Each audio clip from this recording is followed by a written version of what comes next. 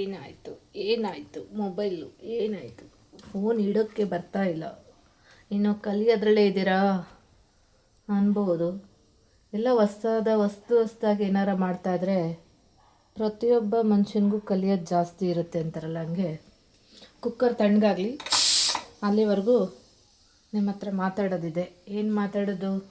ವಿಶೇಷ ಶಿವರಾತ್ರಿ ಬರ್ತಾ ಇದೆಯಲ್ಲ, ಹಾಗಾಗಿ ಅಡುಗೆ ಕೆಲಸ ಆಲ್ಮೋಸ್ಟ್ ಎಲ್ಲ ಮುಗ್ದಿದೆ. ಒಗ್ಗರಣೆ ಒಂದು ಮಾಡಬೇಕು, ಮಾಡೋಣ.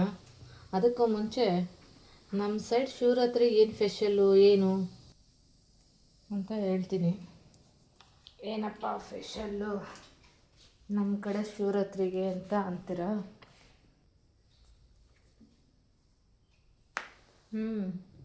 ಇಲ್ಲ, ವಿಡಿಯೋ ಮಾಡ್ತಾಯಿದ್ದೆ. ಹೌದಾ? ಹೌದಾ? ಯಾವತ್ತು ಹೊರಟಿದ್ದು? ಇನ್ನೂ ಹಬ್ಬ ಟೈಮ್ ಇದೆಯಲ್ಲ. ಇವತ್ತು ಗುರುವಾರ, ಶುಕ್ರವಾರ, ಶನಿವಾರ, ಭಾನುವಾರ. ನಡ್ಕೊಂಡು ಪಾದಯಾತ್ರೆ ಅಷ್ಟು ದೂರ ಹೋಗ್ಬೇಕಲ್ಲ, ಟೈಮ್ ತೊಗೊತಾರೆ. ಇವತ್ತು ಹೊರಡ್ತಾರೆ, ನಾಳೆನಾ? ಇಲ್ಲ, ತಿಂಡಿ ತಿಂದು ಅಡುಗೆ ಎಲ್ಲ ಮಾಡಿ ಕೂತಿದ್ದೆ.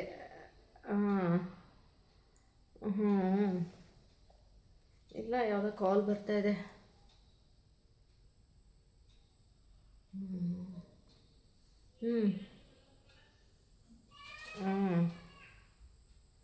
ಇಲ್ಲಪ್ಪ. ಇಲ್ಲ, ಇನ್ನು ಬರ್ತೀನಿ ಅಂತಿದ್ದಾರೆ ಮಧ್ಯಾಹ್ನ ಅಷ್ಟರೊಳು ವಸ್ತ್ರ ಬೆಲ್ಲ ತಗೊಂಡು. ಅದಕ್ಕೆ ನಾನು ಸ್ವಲ್ಪ ಅನ್ನ ಸಾಂಬಾರು ಕಾಯಿ ಒಬ್ಬಿಟ್ಟೆಲ್ಲ ಮಾಡಿ ವೆಯ್ಟ್ ಮಾಡ್ತಾಯಿದ್ದೆ. ಅಷ್ಟರೊಳಗೆ ಒಂದು ವೀಡಿಯೋ ಮಾಡೋಣ, ಲಾಗ್ ಮಾಡೋಣ.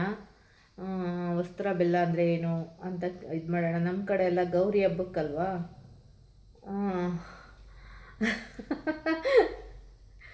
ಇಲ್ಲ, ಇರೋ ಒಂದು ನಿಮಿಷ ಇದನ್ನು ಇದು ಮಾಡಿಬಿಡ್ತೀನಿ, ಸ್ಟಾಪ್ ಮಾಡಿಬಿಟ್ಟು ಆಮೇಲೆ ಮಾತಾಡ್ತೀನಿ. ಇರು ಒಂದು ಸೆಕೆಂಡ್ ಮಾಡ್ತೀನಿ. ಇಲ್ಲ, ಲೈನಲ್ಲೇ ಇರು.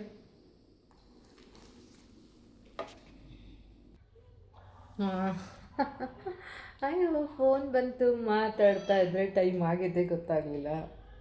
ಮತ್ತು ನೀನು ಫ್ರೆಂಡ್ಸ್ ಏನು ವಿಶೇಷ ಅಂತ ಕೇಳ್ತಾ ಇದ್ದೆ. ಶಿವರಾತ್ರಿ ನಮ್ಮ ಕಡೆ ಶಿವರಾತ್ರಿ ಬಂದು ವಸ್ತ್ರ ಬೆಲ್ಲ ಕೊಡ್ತಾರೆ ಅಂತ. ವಸ್ತ್ರ ಬೆಲ್ಲ ಕೊಡೋದು ಅನ್ನೋದು ಒಂದು ವಾಡಿಕೆ ಇದೆ ಈ ಸೈಡು. ಈ ಮೈಸೂರು ಡಿಸ್ಟಿಕ್ ಪ್ರಾಂತ್ಯದವ್ರಿಗೆಲ್ಲ ವಸ್ತ್ರ ಬೆಲ್ಲ ಏನು ಅಂದರೆ ಗೊತ್ತು. ಮೈಸೂರಿಂದ ಕಡೆ ಅಂದರೆ ಈ ಕಡೆ ನಮ್ಮ ಕಡೆ ಹಾಸನ ಬಂದರೆ ತುಮಕೂರು, ಬ್ಯಾಂಗ್ಳೂರು ಈ ಕಡೆ ಎಲ್ಲ ವಸ್ತ್ರ ಬೆಲ್ಲ ಕೊಡೋ ಒಂದು ಪದ್ಧತಿ ಇಲ್ಲ. ನಮ್ಮಲ್ಲೆಲ್ಲ ಗೌರಿ ಹಬ್ಬಕ್ಕೆ ಹೆಣ್ಮಕ್ಳಿಗೆ ಬಾಗಿನ ಕೊಡೋ ಪದ್ಧತಿ ಇದೆ. ಇಲ್ಲಿ ವಸ್ತ್ರ ಬೆಲ್ಲನೂ ಕೊಡ್ತಾರೆ, ಗೌರಿಲೂ ಬಂದು ಬಾಗಿನ ಕೊಡೋದು, ಈ ಎರಡೂ ಮಾಡ್ತಾರೆ. ಅದು ವಿಶೇಷ. ನಮ್ಮ ಚಾಮರಾಜನಗರ ಡಿಸ್ಟಿಕ್ಕಲ್ಲಿ ಅದೊಂದು ವಿಶೇಷ ಇದೆ. ಆಮೇಲೆ ಇನ್ನೇನಪ್ಪ ವಿಶೇಷ ಅಂದರೆ ಮಾದಪ್ಪನ ಬೆಟ್ಟದಲ್ಲಿ ಜಾತ್ರೆ ಇದೆ. ಜಾತ್ರೆ ವಿಶೇಷ ಇದೆ. ಜಾತ್ರೆ ಇದೆ. ಮತ್ತು ಕಾಲ್ನಡಿಗೆಯಲ್ಲಿ ಹೋಗೋದು, ಪಾದಯಾತ್ರೆಗಳು ಹೋಗ್ತಾರೆ. ಆಮೇಲೆ ಈಗ ಜನಸಂಖ್ಯೆ ಈ ಸರಿ ತುಂಬ ಪಾದಯಾತ್ರೆ. ಸರಿನೇ 40,000 ಜನ, 40,000ನೇ 50,000 ಇತ್ತು. ಈ ಸರಿ ಇನ್ನೂ ಜಾಸ್ತಿ ಆಗ್ಬೋದು, ಒಂದು 10,000 ಎಕ್ಸ್ಟ್ರಾ ಆಗ್ಬೋದು ಸರಿಗಿಂತ ಅನಿಸುತ್ತೆ. ಪಾದಯಾತ್ರೆ 7 ಬೆಟ್ಟ ಹತ್ತಿ ನಂಬಿಕೆ. ನಾವು ಸುಮಾರು ಸರಿ ಹೋಗ್ತೀವಿ. ಆದರೆ ಚೆನ್ನಾಗಿದೆ ಮಹದೇಶ್ವರನ ಬೆಟ್ಟ. ಎಲ್ಲ ವಿಸಿಟಿಂಗ್ ಮಾಡಿರ್ತೀರ, ನೋಡಿರ್ತೀರ, ಎಲ್ಲ ಗೊತ್ತಿದೆ ಅದರ ಕತೆ. ಅದನ್ನು ನಾನೇನು ಹೇಳೋ ಅಂಥದ್ದೇನಿಲ್ಲ. ಹಾಗಾಗಿ ನಮ್ಮ ಪ್ರಾಂತ್ಯದಲ್ಲಿ ಶಿವರಾತ್ರಿ ಅಂದರೆ ವಸ್ತ್ರ ಬೆಲ್ಲ ಕೊಡೋದು. ಮಹದೇಶ್ವರ ಬೆಟ್ಟ ಹತ್ರ ಇರೋದ್ರಿಂದ ಜಾತ್ರೆ ಉತ್ಸವ. ನಮ್ಮಲ್ಲಿ ಹೋಗೋರು ತುಂಬ ದಿನ, 3 ದಿನ ಮುಂಚೆಯಿಂದ ಹೋಗಿರ್ತಾರೆ. ಆಲ್ರೆಡಿ ಇವತ್ತಿಂದ ಅಲ್ಲೇ ಹೋಗಿರೋರು ಅಲ್ಲೇ ಆಲ್ಮೋಸ್ಟ್ 3-4 ದಿನ ಮುಂಚೆ ಹೋಗಿ ಉಳ್ಕೊಂಡಿರ್ತಾರೆ. ಅದೊಂದಿದೆ.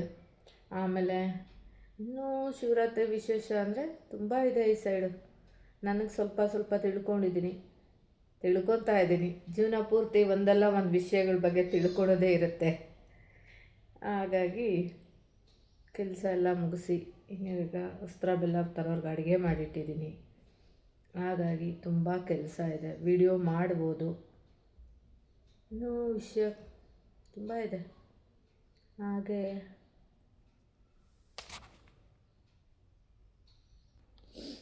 ನಮ್ಮ ಧರ್ಮಸ್ಥಳಕ್ಕೂ ಈ ಟೈಮಲ್ಲಿ ಜಾಸ್ತಿ ಜನ ಸೇರ್ತಾರೆ. ಯಾಕೆಂದರೆ ನಮ್ಮ ಹಾಸನ ಡಿಸ್ಟಿಕ್ಕು ಅಂತಂದರೆ ಅದು ಗೊತ್ತಿರಬೇಕು ನಮಗೂ. ಅಲ್ಲಿ ಜಾಸ್ತಿ ಜನ ಬರ್ತಾರೆ. ಈ ಶಿವರಾತ್ರಿ ಮಾತ್ರ ಕಾಲು ಇಡೋಕ್ಕೆ ಆಗಲ್ಲ. ಹಂಗೇನೆ ನಮ್ಮಲ್ಲಿ ಧರ್ಮಸ್ಥಳಕ್ಕೆ ಹೇಗೆ ಇದಾಗ್ತಾರೋ ಹಂಗೆ ಮಹದೇಶ್ವರ ಬೆಟ್ಟದಲ್ಲೂ ಅಷ್ಟೇ ಜನ ಸೇರ್ತಾರೆ. ಅಷ್ಟೇ ವಿಜೃಂಭಣೆ ಜಾತ್ರೆ ನಡೆಯುತ್ತೆ. ಎಣ್ಣೆ ಮಜ್ಜನ, ಆಮೇಲೆ ಇನ್ನೂ ಸುಮಾರು ಎಲ್ಲ ಇದೆ. ಶಿವರಾತ್ರಿ ತೇರು ಎಲ್ಲ ಇದೆ. ತುಂಬ ಚೆನ್ನಾಗಿರುತ್ತೆ ನೋಡೋದಕ್ಕೆ. ನಾನು ಹೋಗಲ್ಲ, ಅಷ್ಟು ರಶ್ ಇರುತ್ತೆ, ಕಾಲಿಡೋದಕ್ಕೆ ಜಾಗ ಇರಲ್ಲ. ಹಬ್ಬ ಆದಮೇಲೆ ಹೋಗ್ತೀನಿ. ಹಬ್ಬದ ಟೈಮಲ್ಲೆಲ್ಲ ಹೋಗೋಕ್ಕಾಗಲ್ಲ, ಹಾಗಾಗಿ ಹಬ್ಬದ ಟೈಮಲ್ಲೆಲ್ಲ ಹೋಗಲ್ಲ. ಇನ್ನು ಶಿವರಾತ್ರಿ ಮಾಮೂಲಿ ಎಲ್ಲ ಕಡೆ ತಂಬಿಟ್ಟು ಮಾಡ್ತಿರ್ತಾರೆ, ಅದೊಂದು ವಾಡಿಕೆ ಇದೆ. ಮತ್ತೊಂದು ಶಿವರಾತ್ರಿ ಅಂದರೆ ಉಪವಾಸದ ಹಬ್ಬ. ಹಾಗಾಗಿ ಸ್ಪೆಷಲ್ ಏನು ಅಂದರೆ ನಮ್ಮ ಈ ಸೈಡ್ ಪ್ರಾಂತ್ಯದ ವಸ್ತ್ರ ಬೆಲ್ಲ ಅನ್ನೋದೊಂದೇ ಸ್ಪೆಷಲ್. ವಸ್ತ್ರ ಬೆಲ್ಲ ಅಂದರೆ ಏನು ಅಂತ ಗೊತ್ತಾಗಿಲ್ಲ ಅಂದರೆ, ಏನು ಅಂತ ನಿಮಗೆ ಅರ್ಥ ಆಗಲಿಲ್ಲ ಅಂದರೆ ಕಮೆಂಟ್ ಮಾಡಿ. ಅದು ಏನು ಅಂತ ನಾನು ಇನ್ನೊಂದು ಲಾಗಲ್ಲಿ ಅದ್ರ ಬಗ್ಗೆ ಬಿಡಿಸಿ ಹೇಳ್ತೀನಿ. ಮತ್ತು ಅದರಲ್ಲಿ ಏನು ವಸ್ತ್ರ ಬೆಲ್ಲದಲ್ಲಿ ಏನು ತಂದಿರ್ತಾರೆ ಅಂತಲೂ ಒಂದು ವಿಡಿಯೋ ಮಾಡಾಕ್ತೀನಿ. ಓಕೆ ಫ್ರೆಂಡ್ಸ್, ಹಾಗೆ ನನ್ನ ಚಾನಲ್ನ ಸಬ್ಸ್ಕ್ರೈಬ್ ಮಾಡಿ, ಬೆಲ್ ಬಟನ್ ಒತ್ತಿ, ಹಾಗೆ ಸಪೋರ್ಟ್ ಮಾಡ್ತಾಯಿರಿ.